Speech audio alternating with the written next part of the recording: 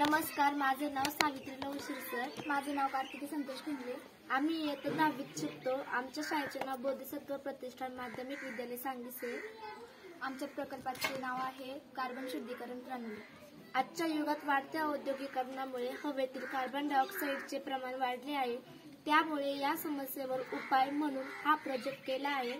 यामागचं उद्दिष्ट हेच की हवामान प्रदूषण.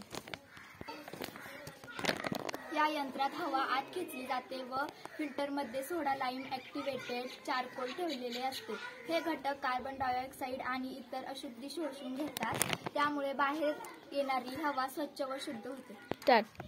या मागचे उद्दिष्टे हवेतील कार्बन डायऑक्साईडचे प्रमाण कमी करणे, पर्यावरण प्रदूषणावर नियंत्रण आणणे, स्वच्छ आणि निरोगी वातावरण निर्माण करणे. यामागचे फायदे हेच की स्वच्छ आणि प्रदूषणमुक्त हवा मिळते, कमी खर्चात तयार होणारी यंत्रणा, औद्योगिक क्षेत्रात व घरी वापरासाठी उपयुक्त.